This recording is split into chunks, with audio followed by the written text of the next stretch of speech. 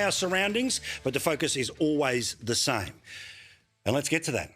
When last we met, if this is the first time you've seen us since the holiday, but certainly at the end of last year, we know that the Prime Minister was in a world of trouble.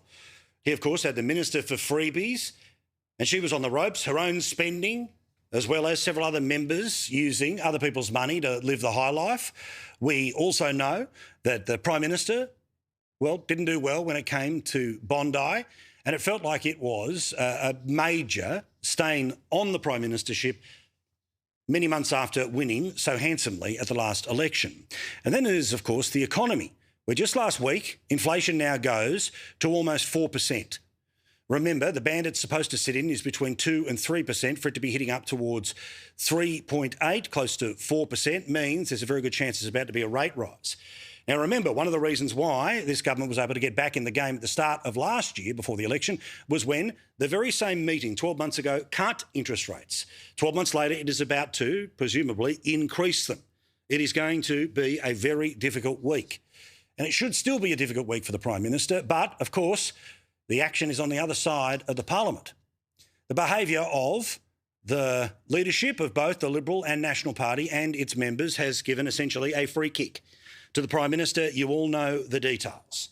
But this is kind of like the hokey pokey, right? You put your MPs in, you put your shadow ministers out, and all of it gets the Prime Minister to a place where he is now so confident as he starts this parliamentary year officially tomorrow that he was at the tennis on the weekend. He completely avoided it in 2025 because he knew it was a bad look going into an election.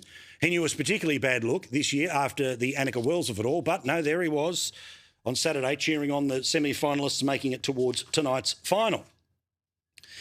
But of course, the difficulty of the coalition not being a coalition anymore is that there are going to be major changes when you see Parliament sit this week. Now, unless something is miraculously going to happen, and there is no indication of that taking place, you are going to have Susan Lee and the Liberals behind her, but then the National Party will be nowhere on the opposition front benches. Instead, they will be down into teal territory. The opposition split doubles the size of the crossbench from 14 to 28 people.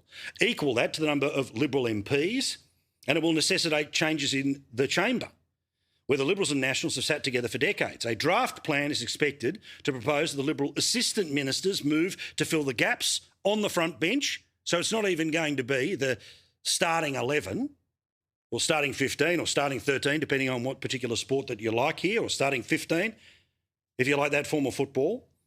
Instead, there'll be a couple of Liberal backbenchers. They'll sit in behind Susan Lee because they'll be the ones nodding on television. Then there's going to be a little bit of a break, and then you're going to start to see, well, again, the crossbench. Everything from the scenario where you've got Barnaby Joyce, used to be, late last year, the Nationals MP, now the One Nation sole lower house MP, along with the Teals, along with Katter, along with Wilkie, and along with the rest of the Nationals. Tony Burke, who is the leader of the House, not just, of course, the Minister responsible for Home Affairs and the shambles that are things like immigration. But he is in part in charge of who sits where. And he says today that he never occurred to him that when Barnaby Joyce went to join the crossbench, the entire National Party would move to the crossbench with him. The crossbench is now as big as the opposition. We're working out what that'll mean. It is a big shift. What this means, of course, is that there is going to be a significant number of changes also behind the scenes. You see, already because of their reduced number after the election, the number of staff that the opposition had to put together its alternative government policies, well, that had already been shaved. Now, if the size of the opposition goes down to just 28 MPs and the collective everyone else is also 28, well, then the staff is going to move around as well. So all of this means one of the consequences of the coalition breaking up is their capacity to even come up with the ideas to be able to take on a government, let alone to hold them to account. Well, it has effectively been halved.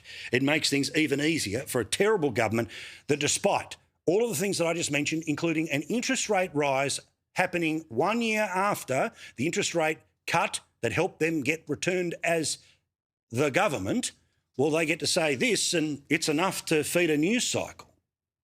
Well, it's going to be a shambles on the other side of the Parliament. That's the only thing you can be sure of. There's a small opposition now of barely 28 members, and that is split right down the middle between Susan Lay's supporters and Angus Taylor's supporters.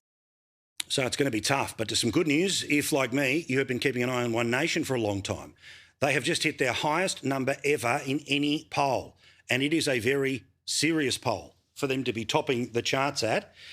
According to Philip Coury, writing about the primary vote, as you can see there, the best they were getting out of some polls was 25%, up it by 1 to 26. Just over a quarter of the electorate. The Liberal Party way down at 19. The Greens at 11, others, National Party down to 2. So the Labor Party is basically where it was at the election, but certainly down from the highs where it was towards the back half of last year. One Nation, absolutely surging. And don't forget, it's not about the lower house. That would result in at least one senator coming from every single state in the country. That's huge news.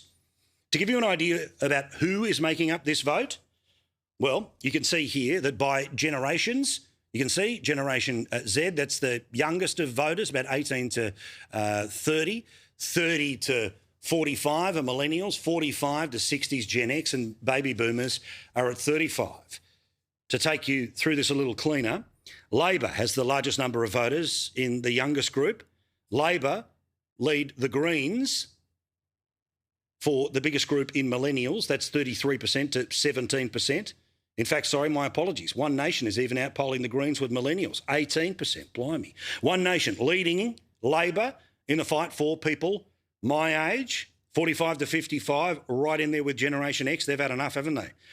And the Liberal Party is now running third in the group that they have always been able to count upon, and that's people over the age of 55. In fact, in the over 55s, it is 35 Labor, 35 One Nation, 21 for the coalition. Extraordinary things that we are starting to see. Oh, by the way, my mate, Kos Samaras, he's the one who did this poll. We'll have a chat to him in the next couple of days about the behind the scenes of all of this. He did the Redbridge poll. They were the ones right up there with YouGov who were right on top of the result last year. They also saw how the Libs flitted away the lead that they had at the start of last year.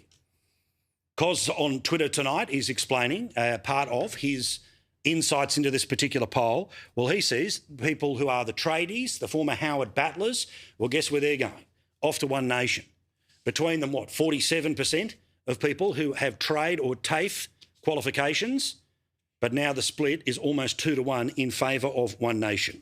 Now, as Kos also says, this is not One Nation leading, this is One Nation surging. I don't think that this is a scenario of One Nation, protest vote. I think this is a legitimate revolution happening before our eyes. As for the issues, again, I'll show you the big complicated one and I'll make it nice and easy for you. Again, cost of living, healthcare, housing affordability, the rate of immigration, climate change and national security. In terms of which party leads on each of those, well, Labor has the largest vote of those that are worried about cost of living. Don't know why. Labor has the largest when it comes to housing. One Nation, unsurprisingly, massive, 34% compared to 17% for the Libs on migration, 16% for Labor. Greens most worried about climate change, but overall that number is falling way down from where it was a couple of elections ago. And the only thing the Liberals are winning on is national security. The most popular leader of any political party in the country is Pauline Hanson.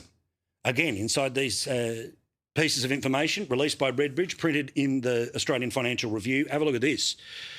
38% of people have a favourable view of Pauline Hanson, 41% unfavourable. That is a higher ranking than the Prime Minister at 34-44. Barnaby Joyce has a higher number than Susan Lee, Andrew Hastie, David Littleproud, or even Donald Trump. But for those who have been agitating for a change in leadership of the Liberal Party, pay attention here. Andrew Hastie, 16% positive, 16% negative, 68% no idea. Angus Taylor, 13% positive, 70% no idea. David Littleproud, 13% yes, 27% negative, 60% no idea. Unsurprisingly, all of this, a story that gets better by the day for One Nation, all of its organisation, all of its candidates, and its only Lower House MP, the former Deputy Prime Minister, who spoke with Danica just a couple of hours ago here on Sky News. She's the most authentic, and that's because people understand that she's lived life where she's been in small business. That's because they understand we're dealing with a person who's so tough. People understand that what Pauline has said in the past and she was ridiculed for has now come out to be the truth. And people want Australia to be strong. They want it to be unified. They want strength, clarity, unity. And they see Pauline and One Nation delivering that.